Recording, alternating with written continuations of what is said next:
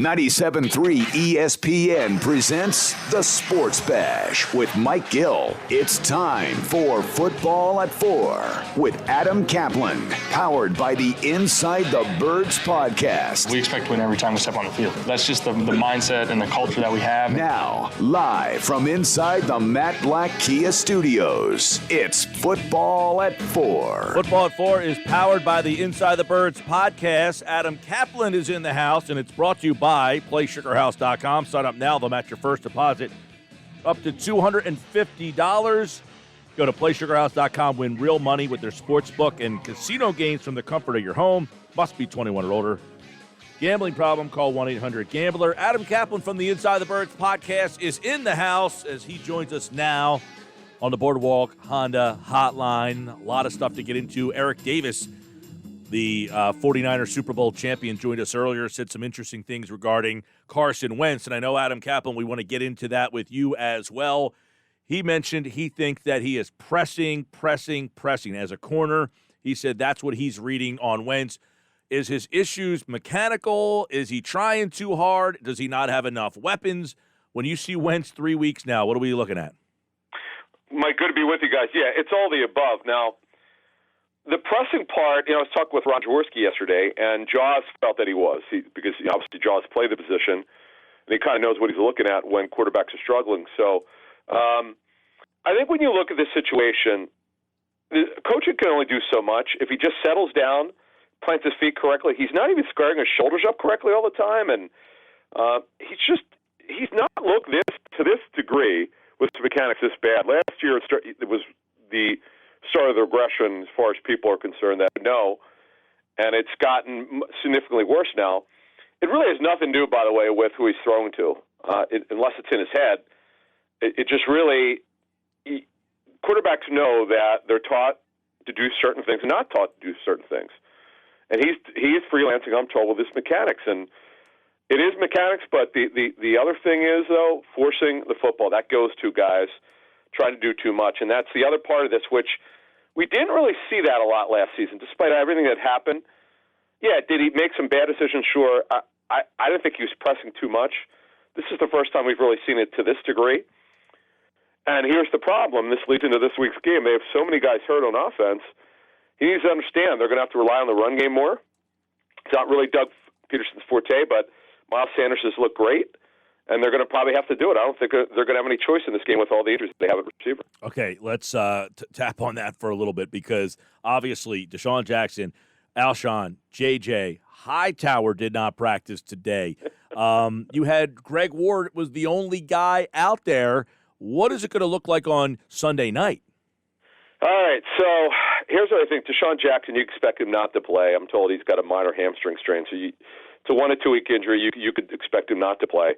Arcega-Whiteside, as I understand it, he has a calf strain, which he had. He suffered in pregame warm-ups. That's why he wound up dressing and not getting targeted. He was out there, but he just was not himself. He did what he could. It's very hard for receiver guys to play with a calf strain. I can't see him playing, but we'll see if there's any improvement tomorrow. I don't know why Alshon Jeffrey didn't work today in terms of the practice part. I don't know if he did individual drills like I'm told that he did last week. It's not a good sign for this week. He probably won't play. They'll know more tomorrow. John Hightower, it's not clear why he didn't practice. So right now, what is it going to look like? Greg Ward's your slot receiver, and he also, by the way, has been playing outside lately. You could almost bet that they're going to sign a couple of receivers or add a couple of receivers or his call-ups on the practice squad. Deontay Burnett almost certain is to be added from the practice squad. In fact, I think he ought to stay on the active roster for several weeks. Travis Fulgham, who was a really good story after he's claimed off waivers. Fulgham, you could expect he's number 13. This kid's 6'2.5", a basketball player in high school, who I'm told was a walk-on at Old Dominion. That's a basketball school, if you remember. He was actually recruited there, but he basically just had to prove that he could play, and he did there. This kid's a really good athlete. He was drafted by the Lions. He's been with the Lions, the Packers now, with the Eagles, and he did a good job, I'm told, in training camp, so you expect him to play. Guys, this might be very similar to the final quarter of last season, where most of the receivers, if not all, were not on the opening day roster. That's the unfortunate part about it. And when we talk about pressing guys, this is the part where the coaches have to get in his head. Just let it rip. Don't worry about who you're throwing to. You let them do their job. If they don't catch or get open, it's on them.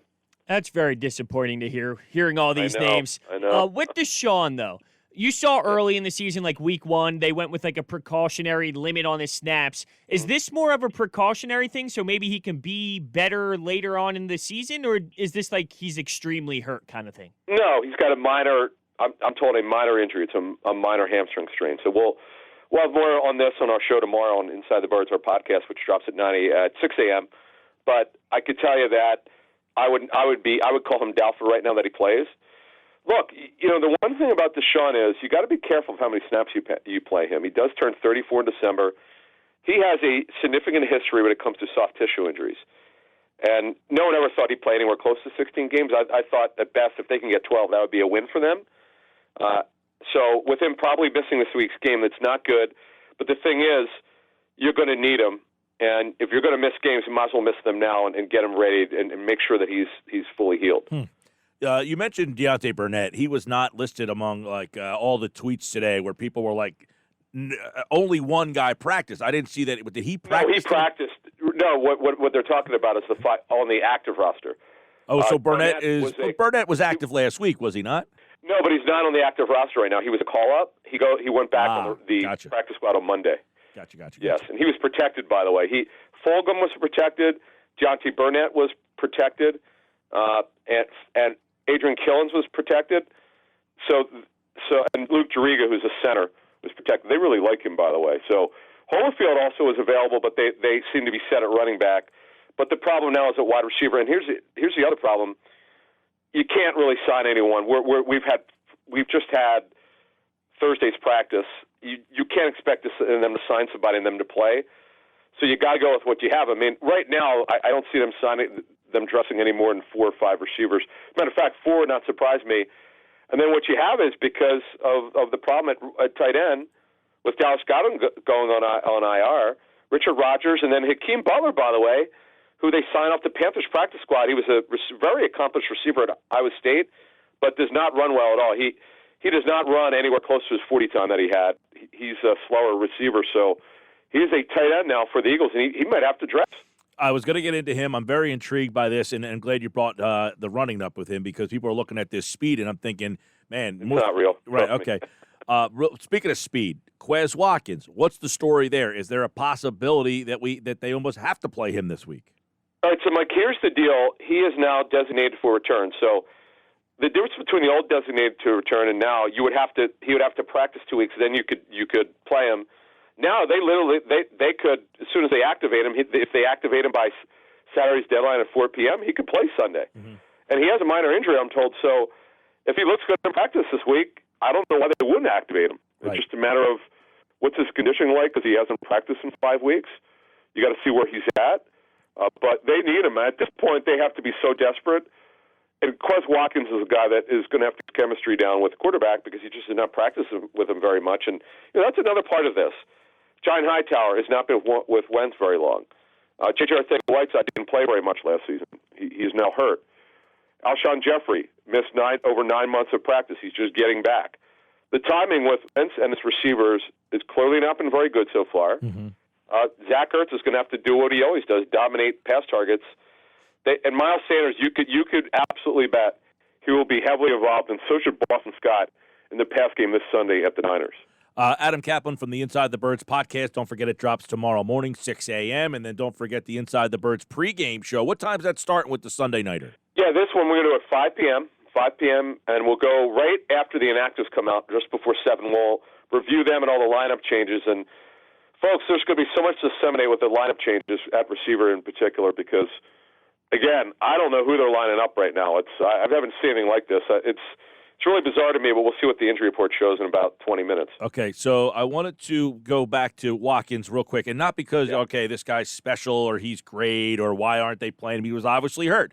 But if you're Doug Pederson and you're watching your friend Andy Reid scheming up ways, and I thought Rob Motti asked an interesting question yesterday that Doug just, I don't know what the hell answer he gave. It was all over the place, a minute and a half of I have no idea, but the point is, Mecole Hardman's a second-round pick. Hill, I get it. He was in some trouble, but was a fifth-round pick. The kid Robinson's they don't have these top-flight one guys, but what they do is they accentuate the positives of what they have. And San Francisco is very good at figuring out ways to get the ball to guys who can just run. They might not catch the ball great. They might not run great routes, but they figure out ways to jet sweep them, bubble screen them, get them open underneath. Can the Eagles do a better job of scheming what they actually have? Yeah, it's a good question, Mike. This past game they did some pre-snap motion, but they didn't do a lot of bells and whistles here. To be honest with you, it was disappointing. In fact, I've been completely underwhelmed by the new coaches in terms of what innovation they brought in. I'm told that it came from Jeffrey Lurie, the owner, not only to move on for the two coaches that were not brought back, but he wanted innovation. And that's why they brought in Rich Scangarello, formerly of the 49ers and the Broncos OC last season. They want that kind of innovation, the ability to create space. Carlos Hyde, the former Niners running back, who's now with Seattle, told me in 2017 in that training camp that he had never been with a coach who could create so much space for him to run. That's what you're looking for by formation variation. You watch Deebo Samuel, who was a terrific rookie. Do you know how much room he had to run? A lot of crossers and run after the catch. We're just not seeing it. And one thing to watch, guys, on Sunday, watch how spread out the Eagle receivers are. They're not in tight. Because when you have them in tight like the Rams do, then you force the defenders to figure out who they're covering. They just don't do a lot of disguise and deception. By the way, when we talk about disguise and deception, they did a ton of that in 2017 on their Super Bowl run. They are not doing very much this season so far. With Dallas Goedert out, how much of a role do you think Rodgers is going to have? Do you think that they still stick with a heavy 12 personnel set? Here's the thing, Hunter. I don't know what they're going to have on Sunday. Because if they would have had everybody, this absolutely would be 11 personnel game with Jackson and Ward and Hightower, and even if they got Jeffrey back. But they don't. They don't have Rager, by the way. He had his surgery last Thursday. I'm told it's still a 6 to 8 week recovery. So I would guess 12, which means 2 tight ends and 2 receivers. And Richard Rodgers is all they have right now. I don't even know.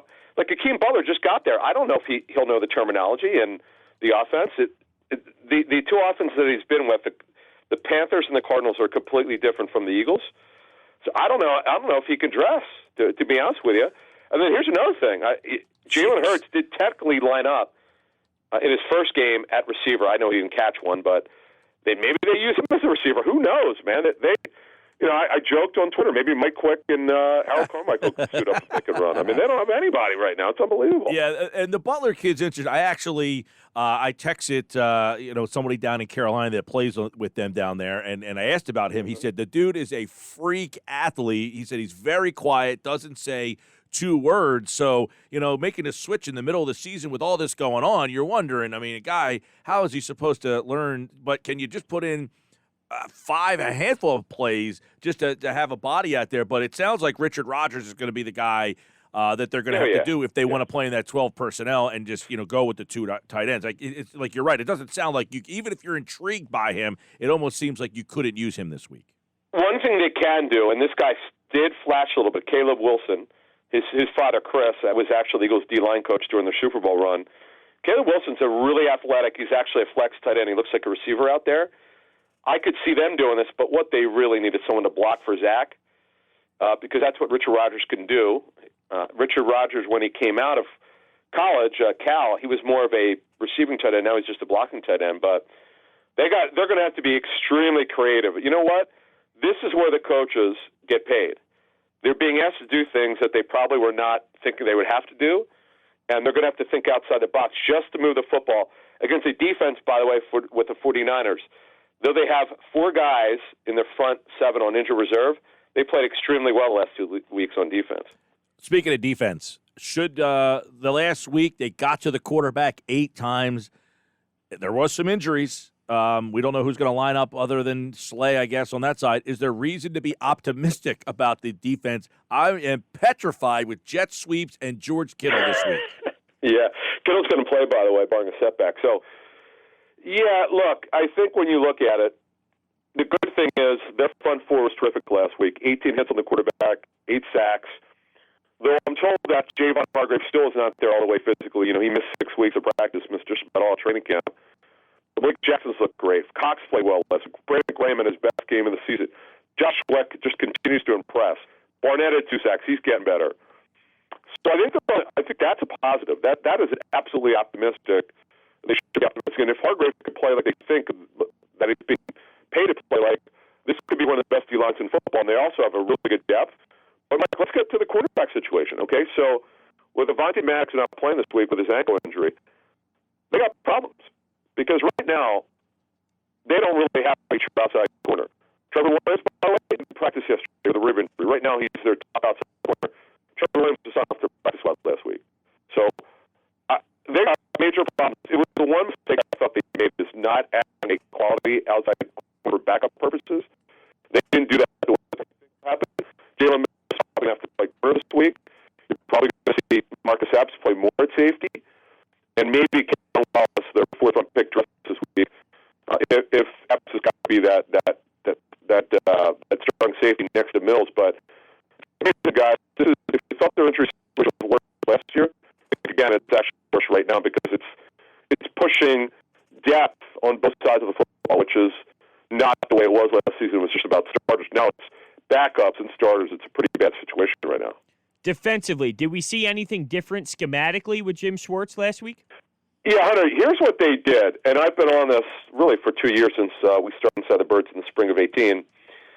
One thing Schwartz does not really believe in is blitzing, obviously, with a wide 9. It's all about the front 4. And then the other thing is he doesn't really do a lot of pre-snap and post-snap disguise. That's what other teams have told me when they do advanced work in the Eagles, but they did a little bit. They sprinkled it in a little bit, so it was good to see that. But, overall, Schwartz, I'm told by so many teams, I can't even count as high as the teams that have told me the same thing. He just is very vanilla defensively, doesn't do anything exotic. It's all about the front 4. And when the front 4 doesn't get home, they have literally no chance to win. So right now, the front 4 has been starting to dominate. I know that Bengals have the NFL's worst offensive line. I got a little news flash for you. The Niners don't have a very good offensive line. They're good at the tackles. They're not very good. They're below average inside. That, to me, is where the Eagles can make their money with Hargrave, Cox, and Malik Jackson. We'll let you out on this. Eagles have a lot of injuries. San Fran has a lot of injuries. They didn't have any problem with their injuries against the Giants. They didn't have any problem with their injuries against the Jets. Those teams are really bad. Are you putting the Eagles on their level, or are the injuries going to be a problem for San Francisco this week? Yeah, I would be. Richard Sherman's not playing at corner, so that obviously would help the Eagles a little bit. This is an incredible stat that I looked up.